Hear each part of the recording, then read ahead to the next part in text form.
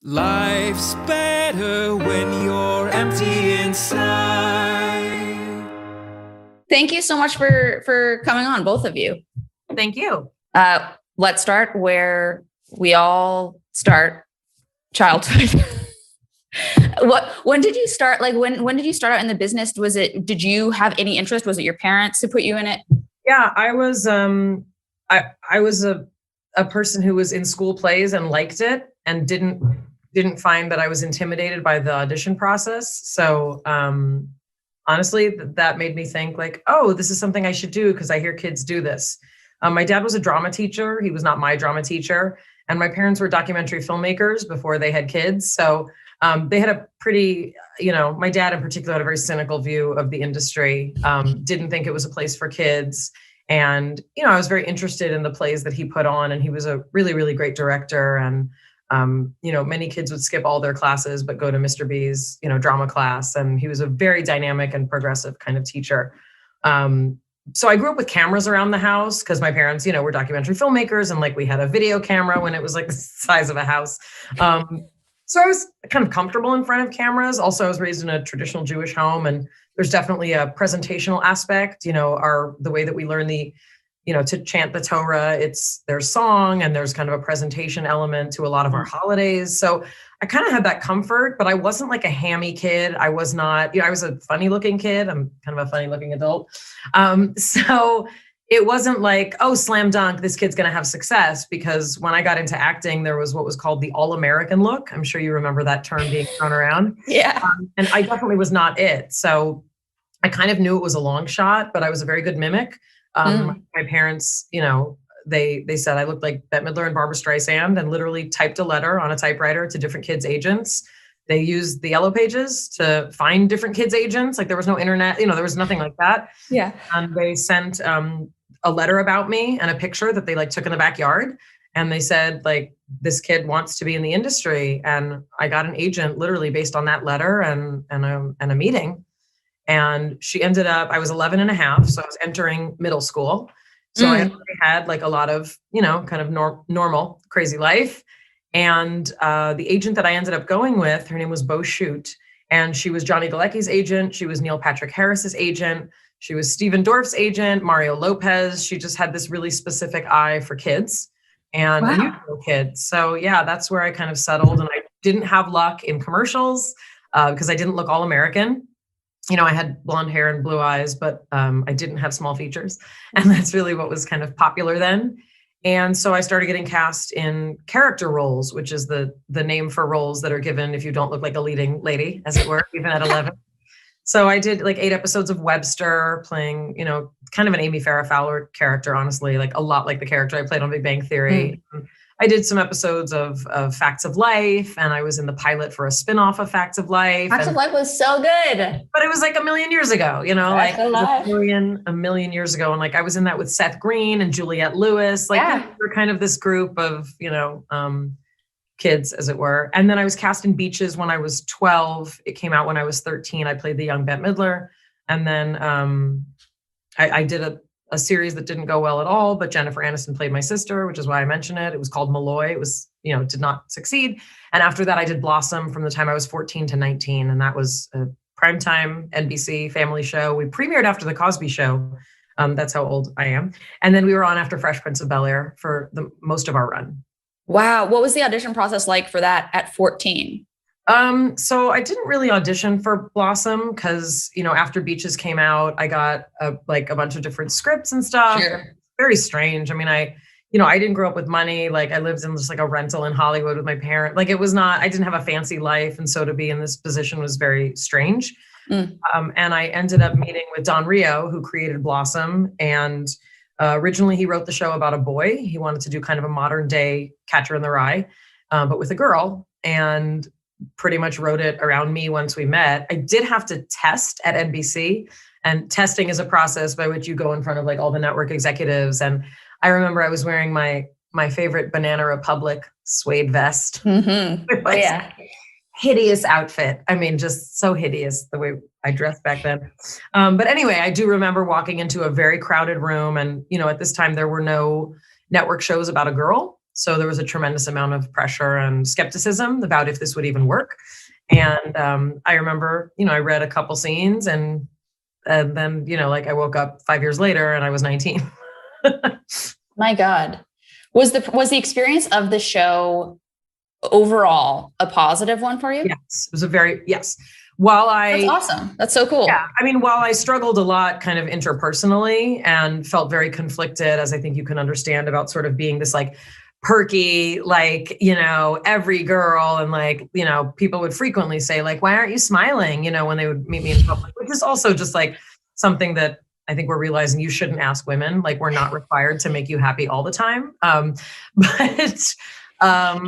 remember feeling a lot of conflict over being recognized, and that was very strange to me. Really? Please elaborate. Yeah, I felt really weird. Like it's kind of like I would try and forget that I was famous, and then people would constantly remind me that I wasn't. And people were generally nice. And I think even, Jonathon can speak to that in the time that we, have spent not during COVID. People are generally very nice to me. Like no one, once in a while you get someone who's like, I hate you, but my grandmother loves you. If I just like reply like, yeah, I do really well with the grandmother scene. But no, most people are really nice. It's just when you're a person who doesn't think of yourself or doesn't want to think of yourself primarily as the object of someone else's, attention, it can be very jolting. And especially if you try and, have a date with someone and be out, or, be with your family, or have a bad day, have parents who sometimes fight in public. Like all of these things become difficult when you're in the public eye. And it's even more extreme now because people have cameras and everything you do, everything you look like is recorded and posted all over the internet. And much as I'd love to be the kind of person who's like, I don't care what you think, I'm not that kind of person. And I don't think I ever will be. Like, I always really, really care. And like, if there's a million positive comments, but that one person who's like, you're a horrible person, I will go to bed thinking I'm a horrible. You don't read the comments. That's why I don't read comments. That's right. Remember when you tried to click on the down? I tried. No, what was it? When the podcast first started. When our podcast first started. Looking at like, it was just the first couple episodes that were released, and mine was like looking. She's like, "Oh, look at all these thumbs up," and there were like 9 thumbs down. She was like, "But these 9 people, why didn't they like it?" And she thought that if you clicked on the dislike button, you would see. I thought I'd see who were these 9 people, but instead I disliked my own video. And I never found out what those 9 people said. God, whoever like thumbs downs YouTube video, who are these people? I don't know. Here's the thing, like, I could see people thumbs downing if it was like, you're asking a question, right? Like, do you like cats or dogs? And I do a video saying, I like cats. Like, and people might be like, no. But for me and Jonathon to start a mental health podcast, to put it out there and for people to be like, no, like, okay. I just disagree with the entire. I disagree with the distance that you walk. No, but being recognized, I think, especially when you're, coming into your own as a teenager and having to do so much of your life publicly and for other people, it's kind of like it sometimes feels like there's nowhere to go, and it's very hard to talk about this. I mean, obviously, I feel very comfortable talking to you about it. But most people, it's like, well, that's what you get. Like, you're famous. What did you expect? Ask for it? Yeah. You asked for it. And also, not that I actively tried to extricate myself from my job, but there were many times really for my own personal reasons that I was like, I don't know if I still want to do this, but I was contracted, like it's actually like a thing. Like, I actually wanted to go to college when all of my peers did, and I was accepted to Harvard, and that was the plan, that I was supposed to go back east. But I was not allowed to, you can't break a contract to do that because you're ready to go to college. Like, that's just like, them's the breaks in our industry. So, it's not like, oh, poor me, I had to go through 2 years of making money and being on television.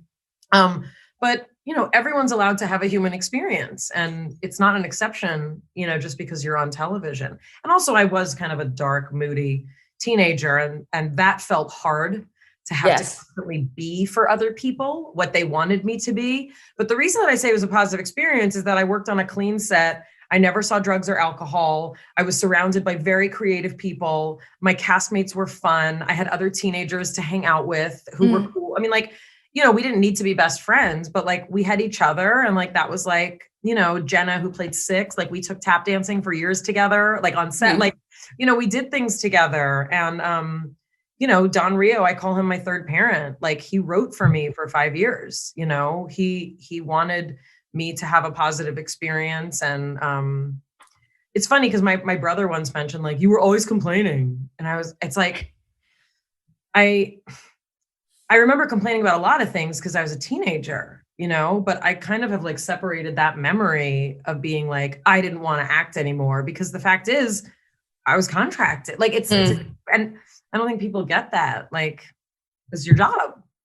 Were you able to lean on your family at all during that time? Were they sort of a source of comfort during the ups and downs, or not so much? No, I mean, yes and no. My dad was kind of he was a tough love, kind of like, well, this is what you wanted, like, what are you complaining about? Like, you make more money than most. Like, it's like, oh, that's not terribly helpful. And, my mom kind of had to fill in the blanks. Any happiness I didn't have, like she just filled it in, or like any perkiness that I wasn't meeting the bar for, I feel like she filled that in. Like, and we were this like team, like we went everywhere together. And, she was, I mean, I don't want to say that she was my best friend because I definitely didn't have that kind of feeling. And it's not something I really wanted, but she was kind of the closest person to me. Like she was with me all the time, for better or for worse. And of course there are times as a teenager when like you don't want your mom around, but we were kind of stuck together. And many kids got emancipated. I'm sure you knew kids who at 14 and 15 were like literally just with a random guardian who would drive them to and from work.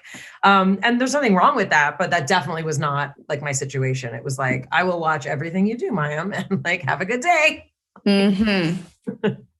Your Bill kind of does that. Yeah. Sure.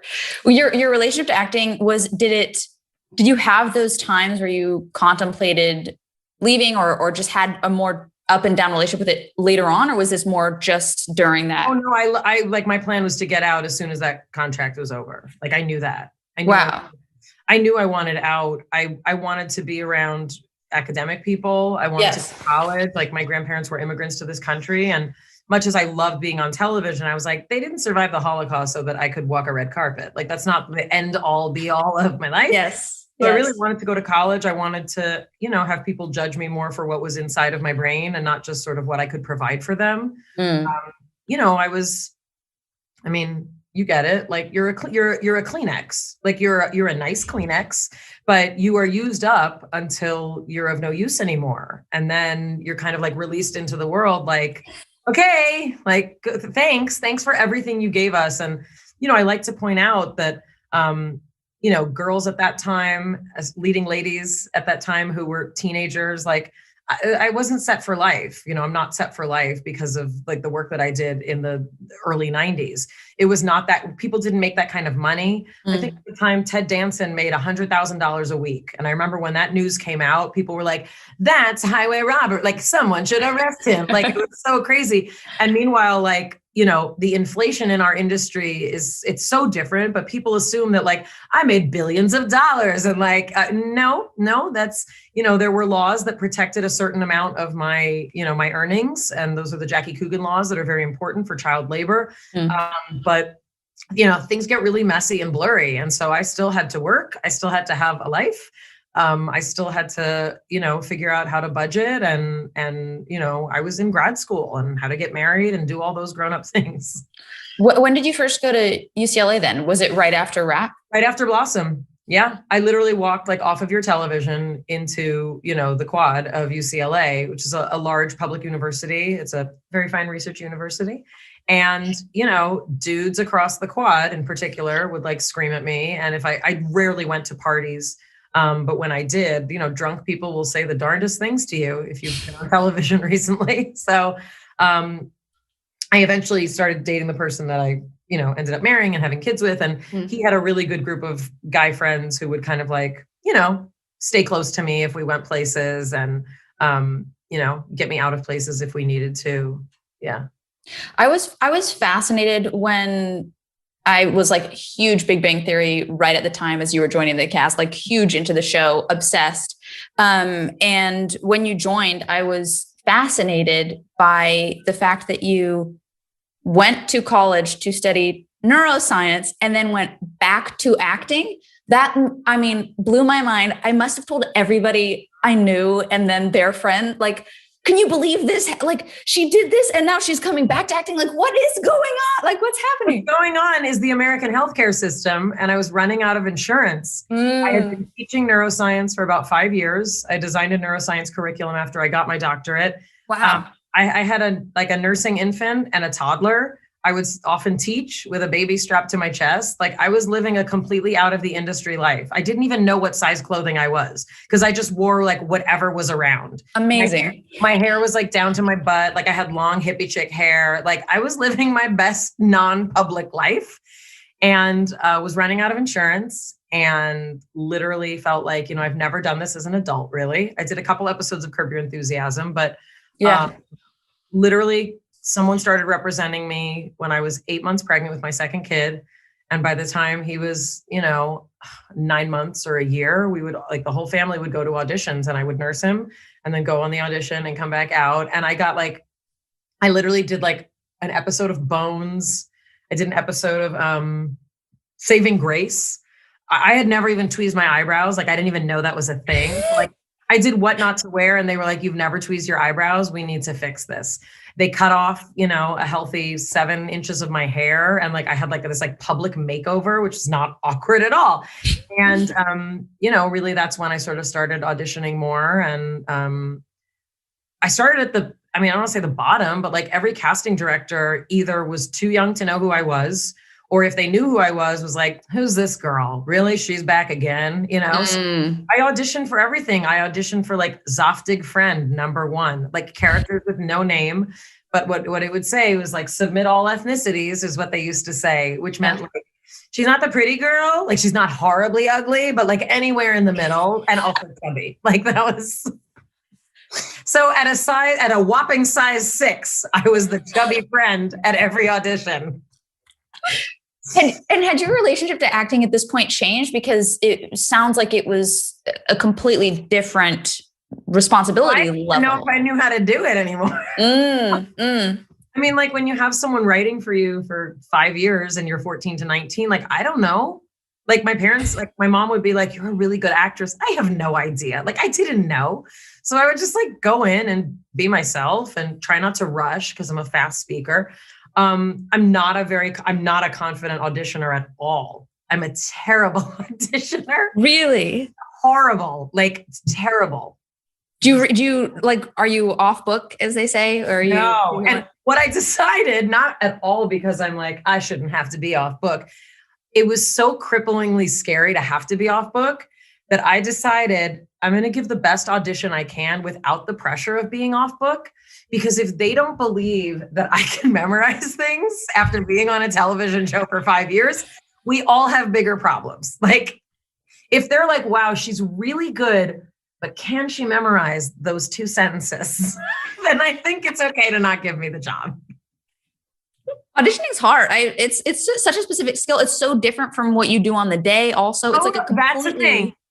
It's the thing. And I know you can't say like, hire me, I'll show you, I'll be great. Like, it doesn't work like that. Right. Yeah. So, you know, what other realm of life would you be like, I'm terrible on a first date, but if you marry me, everything's going to be great. It'll all go away. It'll be daisies and roses. Like, yeah, everything's going to be fine. So yeah. And then I had never seen The Big Bang Theory. I thought it was a game show. And I went and auditioned because I was told they wanted a female Jim Parsons. I had no idea who Jim Parsons was. I think he had just won like his 2nd Golden Globe. Like, he was a very big deal. Yeah. I had kids. I was like out of the industry. I mean, yeah. I didn't know who Jim Parsons was. And so you auditioned like not really knowing. I Googled Jim Parsons, like playing Sheldon. Yeah. And I watched, I don't know, like 10 seconds. And I was like, oh, I know this guy. Cause like I went to grad school for neuroscience. Like, I know all these people. Like, I think I'm that person. So I just literally, like, I didn't throw a diagnosis on it, but I actually auditioned without making eye contact. I had my character make no eye contact, which is that sounds phenomenal. Yeah, but also supposedly it was a good sign. We actually filmed it both ways. my part was very small when I auditioned. Yeah. And I thought it was a good sign that they ended up going with the takes where I did make eye contact, because then I was like, maybe if they bring me back, they're like, how weird to have a character never make eye contact. So I thought it was a good sign. And then they brought me back for a couple more episodes in season 4, and then made me a regular the week that I thought I was never going to be called back, because that's how my instinct works. Why did you was there some specific? Because I didn't like myself and thought that they were done with me. I mean, literally, I called my manager and I was like, I think this is my last episode. I don't think they're interested in me anymore. I feel like the character's done all she can do. And she was like, oh, you never know. And then a couple hours later, she called and she's like, well, how's this? They just offered you a regular position. That's insane. It was. That's wild. And I never trusted myself again. And you did it for 9 years, is it? What was that like? What was that like arc like for you? Was it love the entire time? Yeah. Like, it seems like an amazing, cast and everything. Was it like amazing? It was super amazing. And also imagine entering high school 2 weeks into the last semester of everyone else's senior year. Like, it's like everyone knows each other. It's a finely oiled machine. And then like, here you come in like, hey guys, I've never seen this show before, which I didn't say, but it came out very quickly that I had no idea Sheldon had a spot. Like, you can't sit in Sheldon's spot. So the first time we were blocking a scene in the living room, I was like, I guess I'll sit here for this scene. And the director was like, no, that's Sheldon. So I was like, oh, of course, right. What am I thinking? Like, I had no idea. I didn't know Raj couldn't speak to women unless he was drunk, which is like a thing for like, I'm like, why is he can't talk? Why do people have to talk for him? I had zero idea what was happening, but I was you did a lot of research. I did a lot of research. You know me, I'm big on research. No, but Melissa Rausch, who played Bernadette, we were added at the same time, and that was wonderful. Oh, that's so nice. So nice. Buddy. Yeah, she was my buddy, and like we were very close. We remained very close, and like she would fill me in on things. I'm just like, there's a part missing of my Hollywood brain. Like, I don't have that part that like understands everyone's relationships and like who's connected. Like, I don't. Thank you. I don't know how to do that. Thank you. Everyone else had to tell me, like, if you don't want so-and-so to know something, don't tell it to them. I'm like, okay, how about I talk to no one and then I can't offend anyone? Yes, I swear to God, that is the hardest part of the industry. Some people have that skill of just knowing how to like be in the biz. I don't know it. I don't get it. I wish I did. It makes me feel so stupid anytime I'm around. I'm like, I have to just avoid groups with all the people who are also in the business because I don't know how to navigate. There's also a huge, there's not another word than gossip, but I don't mean it to sound like everyone gossips, but the notion of information being passed around in our industry and in many industries, but a lot in our industry. Yes. That's like a skill. And I really, I grew up with a lot of gossip and I don't like it. Yes. And as I took on more religious observance, like that became a huge part of sort of like my soul doesn't feel good when I hear other people talking a certain way and when there's like triangulation, and it's like something that's really hard for me, and it's something I really still try to break myself of, but the industry is like so much about, well, this one said that, so make sure you deal with this, and I'm just not good at that. I'm not skilled that way. So the cast was very welcoming. Like, that's not just lip service of being like, hey, so welcoming. Right. But everyone has a different personality, and I definitely I felt very close to Jim because we had so many scenes together. Like the Amy and Sheldon stuff was so much of my thing. Johnny Galecki and I had known each other since we were teenagers. He was on Blossom actually, in our first season. Wow. He and I had known each other. He became much cooler than I ever could be though. So we weren't like, it's not like we were like hanging out and like super buddies. But we have different relationships with everyone. But Melissa, because we came in at the same time, we kind of had the same, grounding or lack thereof. Absolutely. And what was your relationship with neuroscience now? Were you like, oh, I completely left that behind? Or were you like, well, I kind of get like this show's kind of adjacent? I actually left academia really before I decided to go back to acting because I had my first son in grad school. Yeah. And I got pregnant with my second son the week I filed my thesis. So I kind of knew already that I wanted to dedicate the first years of my kid's life to being home with them. So I kind of had already left neuroscience in terms of if you're not going to conferences and you're not doing a postdoc and you're not like putting your kids right in daycare, like you're already kind of out of it. And that's, a decision that that yes, men have to contemplate, but it's very different for women. Especially because, I was the primary caregiver. I was, an exclusive breastfeeder. And while, yes, you can pump, I chose to physically be with my child to avoid the middle woman, as it were, of the pump. So I was physically, like there with my kids for those years of their life. And that kind of already removed me from the industry, meaning the science industry. Right. So I did. I went on to, I taught, and I taught junior high and high school. But yeah, it was kind of like, it was one of those moments of like, okay, what happens next? And it's something Jonathon and I definitely talk about on the podcast too, like in terms of mental health, like how do you make decisions to just take a leap and not know? And most people assume like, well, you were financially set for life. And it's like, no, I wasn't financially set for life. I made a decision that was difficult and I didn't know. I mean, I pictured myself teaching, I taught piano. I taught Hebrew. Like I drove all around to make $25 an hour or $20 an hour, to teach this one's kid or teach that. Like, I was living a life of a grad student living off a stipend. I taught, I TA'd as much as I could to help supplement, my stipend. But I was living a life of a grad student. I don't want to say normal because for many people that's, that had healthcare and all sorts of things. But yeah, I was living the life of a grad student at that point. And so leaving was very much like, I don't know what next. And I never expected to be a regular on a TV show. I already did that once in life. Like I wasn't thinking like, better get on a show. Like I had no idea what was going to happen. I was hoping to just get enough like guest spot work to get my insurance so that I could have insurance for my kids. Like that was literally what I thought would happen. And then I'd keep teaching. I struggle so much with uncertainty and with transition periods and going, what's happening? What am I doing next? Where am I going from here? And the uncertainty that comes with that it can be crippling. It's so difficult. And I think it is for many people. That little period is so fucking difficult. I can't imagine navigating that with children, with the level of responsibility that you had. Like how did you, what did you have specific like tools that you leaned on? Do you look back on it? You're like, well, it was a miracle. I don't know what. It's a miracle. I mean, like it's a miracle. Yeah. I mean, we became parents around the same time. And it's also like just having children and trying to be present with them is its own challenge. We also live in a culture that doesn't really support that. Like, we're not given maternity, paternity leave. We're not given, all of that kind of flexibility. So yeah, it was crazy. And I also I didn't have a nanny. I didn't have a housekeeper. I didn't have my parents weren't helping raise the kids. Like we were just figuring it out. And, also I was 27 when I got married. Like I thought I had it all figured out. And then lo and behold, oh, you still keep developing and growing as a person. And then you're also responsible for these humans who really need you. Like they'll die if you don't feed them. It's it's more than a houseplant. It's like a human, And it was a lot of madness. And I think a lot of people report that those years of parenting, especially if you're parenting kind of the way I did and the way many people do, it's you're always on call, so I understand why people are stay-at-home parents because it's a full-time deal.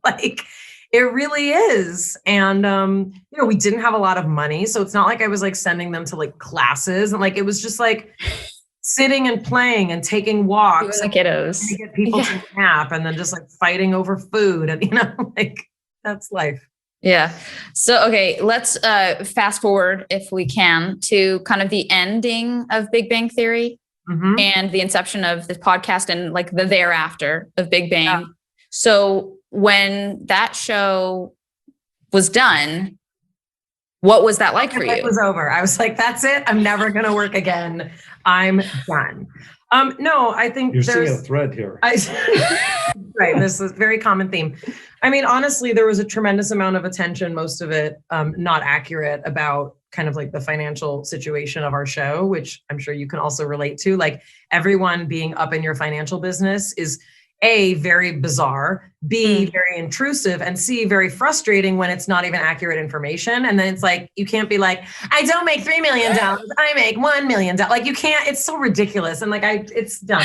those are made up numbers. Those are not real numbers. I just was like, anyway. But the notion, like the simplest way I like to put it is I was not in a position to never work again. So it was my responsibility as a homeowner, as a person who, provides insurance for my children and the people that work at my production company. Like I have to work. I'm still in the position in life where I have to work. Mm-hmm. So Jim Parsons, who played Sheldon, approached me about doing an American adaptation of a BBC show called Miranda, which is about a very unusual woman. And the way Jim said it to me is, if anyone can pull off annoying and adorable, I think it's you. I was like, well, most people find me annoying, but some people find me adorable. So that sounds great. So then this thing called COVID happened, like a global pandemic began, and the production of this show was put on hold. And that it was, frustrating, scary, depending on the day, terrifying and anxiety provoking. Our country was also in the middle of a tremendous amount of confusion about who to trust. And I think that's true whether you supported Trump or didn't. The information was coming like fast and furious. And one day it was like, do this. Another day it was like, don't do this. Like touch a metal surface with your tongue. Don't look at a metal surface or you're going to get COVID. And it was right around that time that Jonathon and I had started writing and kind of partnering in a lot of different ways. Yeah. And one of the things that we always kind of resonated on for the years we've known each other, I guess going on the decade we've known each other, was mental health. And my mental health definitely took a little dive during the pandemic, as did that of many people. And we came up with this kind of notion of like, in this time when you kind of can't do anything, is there something that we could do? And Jonathon is... The podcast wasn't our first attempt at that. The podcast was not our first attempt at that. What was your first attempt? We wrote a TV show. We wrote a beautiful script. Okay. That we had the amazing opportunity. This was like during COVID. We were those people who wrote a pilot. Like, all the creatives who were like, I'm going to write a pilot. We were like, we wrote a pilot. And it was so beautiful. Yeah. And I have an overall deal at Warner Brothers and they were like, this is really beautiful. And we were like, we know. So we got to shop it. Like we had this Zoom experience of pitching a show. I mean, I guess we could say it was about 3 different kinds of couples during COVID who are all part of like a community, like 3 couples. Yeah. And all at different stages of their relationship. And it was very witty and we were very smart and we were very sharp tongued and we had a great time pitching it.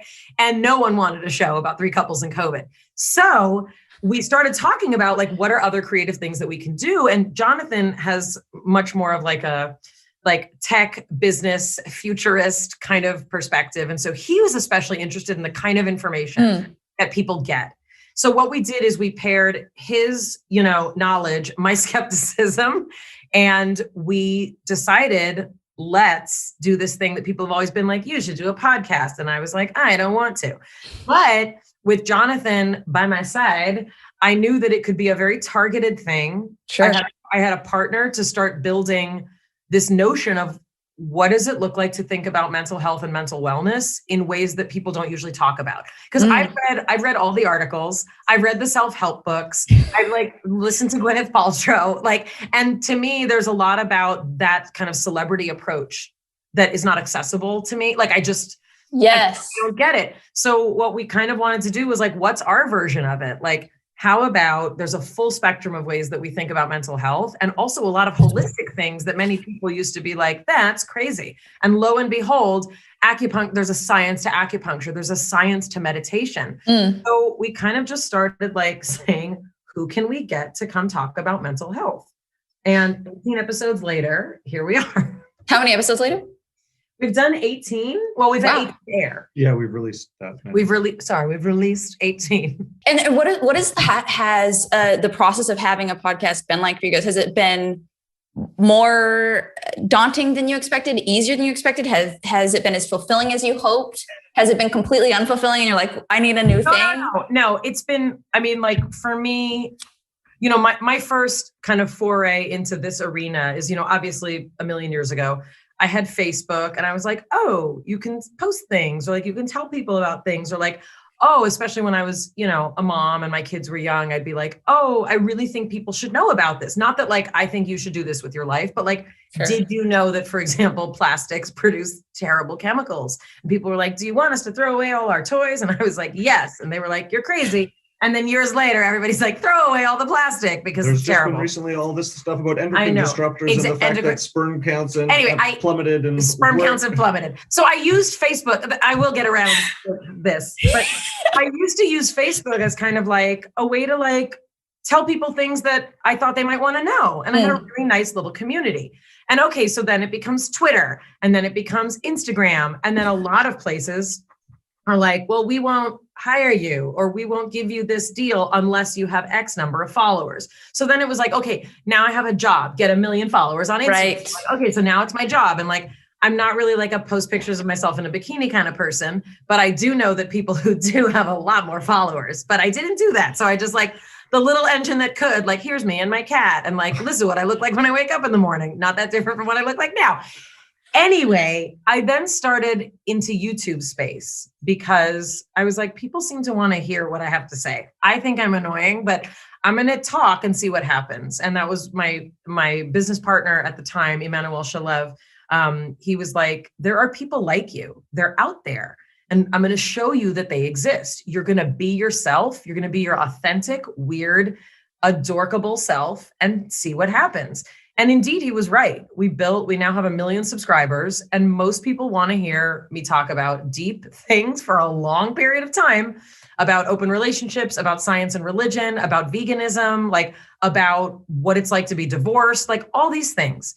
So to move into podcast space is like, how about instead of me talking for 5 minutes, I talk for 85 minutes? Just bump it up. Yeah. Just like, let's keep, next thing I'll just be filibustering in your living room is what I'm going to do next. And, I've always been, supported and moved ahead in my life by people who believed in me more than I believe in myself. And Jonathon is that person where he was like, people want to talk to you. People want to hear what you have to say, and you have an interesting perspective. And then he added the kind of spice of like, people also want to hear what I have to say, Mayim. And so now we have 2 desks in one room, and we're this kind of team. And, it's really like, that's a whole experience in and of itself, because I was actually talking about this. I was like, Jonathon's not a public person, but we're giving him the kind of attention that you and I were raised to handle, right? So I'm very protective of him. I'm very worried. I get very little attention. That's not true. That's not true. You get a lot of attention, and people ask a lot of questions about you. And, we are co-pilots together. And so that's been really interesting. But it's a very vulnerable thing to put yourself out there without a script. And when we started, I would write kind of some sciencey script intros. And now we're a little bit more off the cuff. We're kind of falling into more of a rhythm of our sense of humor.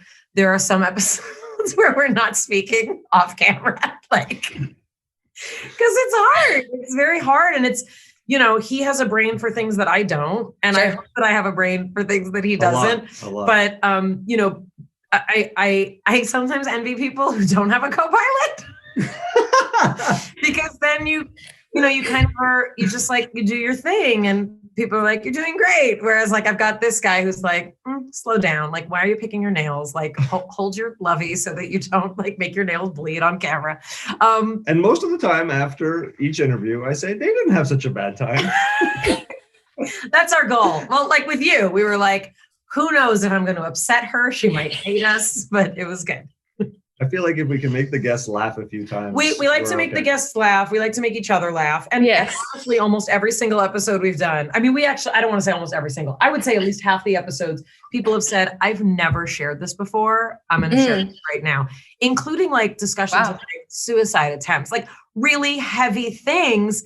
And people want to talk to this face. I think that we can address very deep things. And I think both Mayim and I tend towards that like deeper philosophical. Yeah, we're not light. We want to see like I believe everyone has a sort of a core pattern or organizing principle. And a lot of people don't know what that is. Yeah, I was going to say, can you expand on that? Well, explain. So organizing principles, it's a term in kind of psychotherapy. And what it is, the science perspective is that there are grooves in the firing of your neurons that will repeatedly fire. And meaning when you have an experience, you will try and make that experience fit whatever your organizing principles are. Mm-hmm. So, you know, God forbid if people come from abuse and the message that they got is, I'm unlovable unless I'm of service to someone else. Every experience they have, they will try and fit it into, it will reinforce. Yep. And, you know, and a lot of people would say like, well, that doesn't seem very evolutionarily advantageous. Like, wouldn't you want to say like, oh, this person's trying to give me love, but it's the reason that many of us get into unhealthy relationship patterns. It's the reason that we can't get out of addictions, or that we stay in a dark, secret place, or we have, you know, things that we hide. I mean, we're as sick as our secrets. So what Jonathon's perspective is like, everyone's got their organizing principles and some of them are good, but usually when we talk about them in a therapeutic sense, it's like, you know, I'm unlovable. I'm unattractive. Not enough. I'm not enough, right? Whatever those kind of organizing People principles are out to get me. Their world. People are isn't going to take safe, advantage of me, right? So, oh my God, that's one of mine. Well, there you go. and Jonathan really likes to like get right in it and like make someone like figure it out. And I have to remind him, like, we're not licensed therapists. I've been to enough. He thinks he is. I've been to enough therapy that I feel like a licensed therapist some days. Sure. But the notion is that that's what we're trying to, you know, we're not doing like a, hey, how was your day? And like, tell me about your favorite memory. Like, we're like, what were you raised like? How was it terrible? And how did you fix it? Yes. We're pattern making machines. We just don't know what the patterns are. Right. And we're all caught in these cycles. And more than can we talk about our anxiety and depression, if we get into the specifics, and especially through story, what ends up happening is that we make these links through the conversations. Right. And when I say we, I mean just human beings, not necessarily on the podcast. And so if the podcast can do that at all and show people that there are links to be found, I think that's a massive benefit, just so that people can know that it exists, because we're all struggling. And yet there are links and revelations that we can all uncover. And also, I don't mean to make it sound like we're like a public service announcement for your mental health, but no, it's just fun too. Well, okay, but it's fun, but also, yes. And I think Jonathon and I both believe that like mental health, it's a human right to have information about your mental health. And I can't tell you the number of educated people that I spoke to during pandemic who were like, why am I waking up in the middle of the night feeling like there's a gun to my head? Why am I not sleeping? It's like, you're anxious because there's a pandemic and the president sometimes tweets from the toilet. Like, that's why you're confused. But just the fact that like even well-educated people, you know, didn't even know the difference between an anxiety attack and a panic attack. Like, if I hear one more person who's having an anxiety attack be like, I'm having a panic attack. If you're having a panic attack, I'll tell you that's not it. But that's also what we do as a public service. You know, like, I define things like, what's the difference between manic depression and regular depression? Can you be manic and depressed, but not bipolar? You know, what is OCD really? Is it just that you like to line your shoes up? No. What happens if you don't line your shoes up is more what OCD is about. While she's explaining all this stuff, we're also cracking jokes, and we're not taking ourselves all that seriously. No. And we're also just listening to people who have really interesting stories. Yeah. And in that, to me, is not about mental health. It's just about the existence of being physical, having emotions, and trying to understand ourselves better. I love your guys' podcast so much. I hope everybody who hasn't checked it out does check it out. I feel like it's of great service to people. It makes difficult, hairy subject matter approachable. And it's so troublesome to me that so many people don't have access to the proper mental health care that they deserve. It's just out of reach for so many people to see a therapist, even something as simple as that. And I think that you guys are helping in such a big way. And it's so... I think it's so important. I'm so glad that you are both doing it. Thank you. One thing, very easy thing that people can do without mental health care. Yes. Is like, ask themselves, how did that experience feel to them? And like, what was the impact of it? Because so often we're just trained to be like totally disconnected from our emotional experience. Shove it under the rug. Physical experience. And so people are waking up in or not panic attacks. They're waking up with panic or feelings of intense, like massive, intense feelings.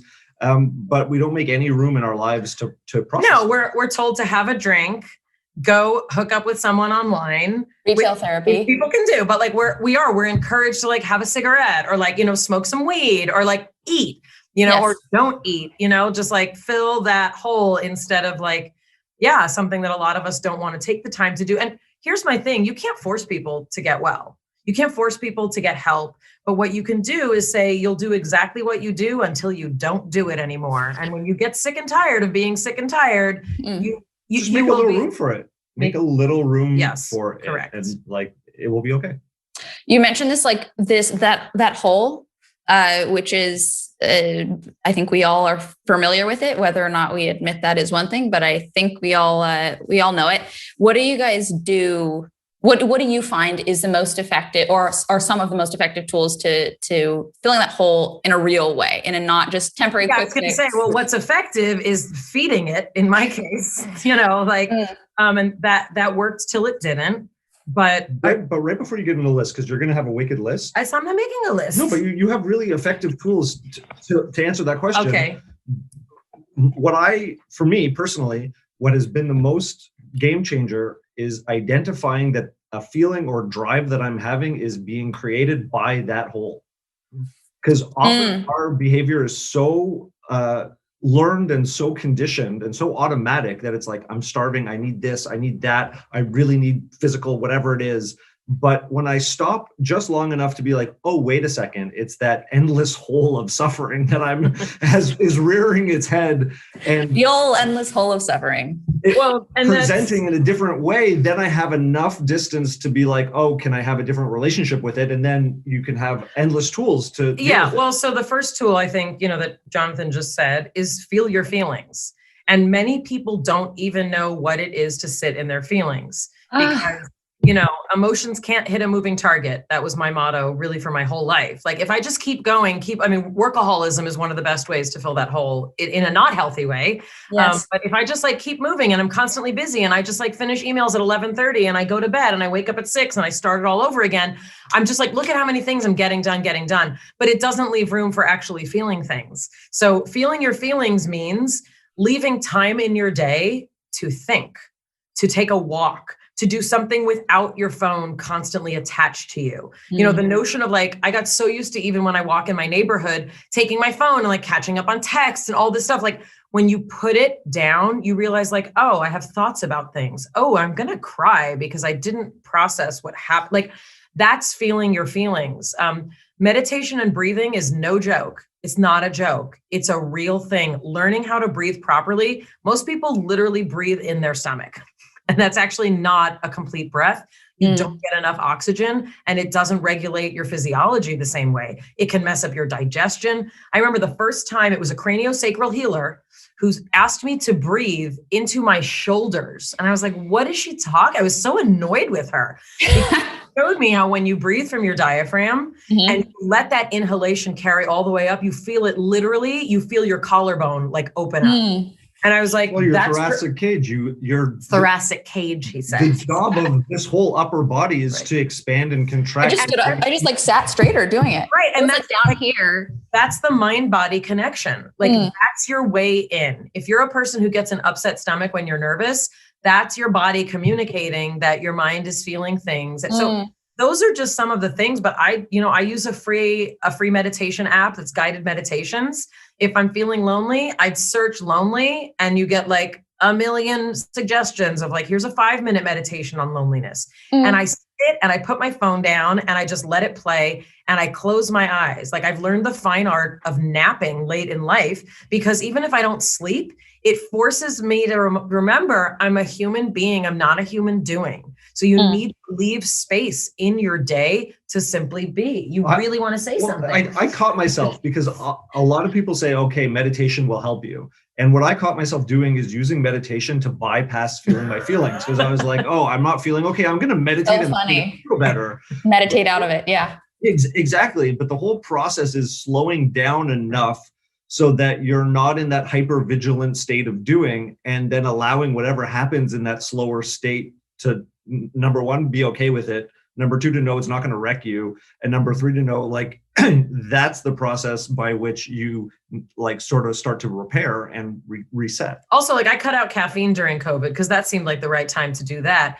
First of all, my sleep completely shifted, but I realized in a good way, but I also realized like how much of that rush is what many of us function on, you know, whether just like, look, I can keep going. And a friend of mine recently, when she found out I don't drink caffeine, she's like, that's why you're always napping. And at first I felt like guilty, you know, that I'm not like being productive enough, or that I take 20 minutes. But and then 20 minute reset. And then I realized like, everyone deserves to take a nap, like to have 20 minutes when they're not beholden. It's like, that's why siesta exists in many countries. Anyway, that's our story. We are sadly almost out of time. Can I ask you a very few quick questions about directing? I'm like dying to know. Yeah. So I wrote a screenplay. Yes. After my father died. It was kind of a cathartic process that I had never anticipated. And I've written books. Like I have 2, you know, New York Times bestsellers about puberty for girls and for boys. Cause like, that's kind of what I'm trained to do. I've never written a screenplay. I've never written dialogue. And I wrote, you know, it's not a memoir. I keep telling myself and my mother that. It's, you know, it is a fictionalized version of a family a lot like mine and a lot like many families where mental illness kind of ran rampant through a house and no one named it. And it was kind of just like, what's the fallout, and specifically what the sibling relationship was like. I have a brother 4 years older, and this screenplay explores that from the perspective of a woman who is divorced with 2 kids and trying to put her life together while also caring for her father as he is dying. And it's a really, there's a lot of funny in there. And I was like kind of waiting for them to like bring in a real writer to write it. Nope. Nobody else wants to write it. Definitely got help from this guy and others as well. But I started thinking about directors, and I was looking at, you know, a lot of young directors who would be able to fit our very low budget indie, you know, budget. And it was a lot of really talented people, but I couldn't imagine trying to describe to these people what it looked like. Cause I know what it looked like, cause I wrote it, cause I was there, you know? And so I was elected to direct it, and here we are. And, you know, I think many people said to me, if you were a guy like right out of film school, you'd be like, yeah, I'm going to direct my first feature film with Dustin Hoffman and Candice Bergen. And so I'm trying to have that energy of like, yeah, I know it's unusual for women to direct, but we can do it too. And I've been in this industry since I'm 11 years old. And I've always been more interested with angles and shots and script supervisors, like my favorite position, because I love continuity and I love timing. Yes. Yeah. Scripty. It's like totally makes sense to me. And I have a fantastic DP, and, you know, having a director of photography who gets the vision that I have, because I have a specific way I want it to look. And I have, you know, an actor who's won an Academy Award. So it's a very big deal. Also, Simon Helberg is in it from Big Bang Theory. He played Wallowitz, and Diana Agron is playing the lead. And so that's this family. It's a very, you know, it's a small film about a very big thing. But, you know, visually, I'm inspired by a lot of the filmmakers that my dad made me watch as a kid. And I'm nervous, but I'm also very excited. And because I love that emotions can't hit a moving target, being a director is like, that's going to be my life. Like, it'll be a very discrete existence. You know, you have to live and breathe that project. And I do really well like that. I do really well on a treadmill. So, yes. A treadmill. I don't do well on those at all. I'm always good alcohol. Has the process of this has it been a long process for you? Has it been interrupted by COVID? So yeah, we were supposed to go. Then I literally thought it was never going to happen. And once vaccines started becoming available, it is more doable. And so we have a really great team. We're filming in New Jersey, and you can film during COVID, you can pod, and that's what we're doing. And yeah, it's been exhausting. It's like every big decision, every little decision. I'm highly musically inclined, so also trying to select, you know, music to tell this story. But yeah, it's like a million decisions. And yeah, and I leave in a couple of weeks, so that's crazy. Wow. Maybe this is a question that you don't know the answer to. You tell me. Yeah, but is this what you see as a full career transition, or is this something that you're like, this is a passion project, we'll see down the line? No, I mean, I would love to be able to tell stories. And I think, you know, we talked about this a little bit. I really can't imagine telling someone else's story as a director. Like, I mean, it might happen, but Yeah. this is such a specific project, like to write your own thing. I mean, specifically, and to share a bit of what's inside of your head in terms of how you grew up and what some of that pain was is a very particular thing. So I don't know what's next, but I do know that the aging process has started and the collagen is starting to disintegrate right here on my chin. So the sooner I can secure a life for myself that isn't relying on like, you sure you don't want a little shot there? Like my hair's pretty gray, but like I'm sticking with it. So like, I can't wait until I can live my best life in sweats all the time. First off, you're so lucky that you have collagen to disintegrate in the chin. I just like don't have a chin. It's just not there. For both of us. Funny how that works. All right, you guys, this has been so fun. Where can people tune into your podcast, find you, both of you? Online. Mayim Breakdown. You can find it on Mayim's YouTube channel. You can find it on Apple, Spotify, everywhere you get podcasts. Also, bialikbreakdown.com. BIA. LIK breakdown.com. We always say that together. It's yeah, that's kind of us. So yeah. Awesome. Thank you guys so much for taking the time. This has been so fulfilling. Thank you. Thank you We no so longer much. feel empty inside. Thank you. I'm so glad. Bye, guys.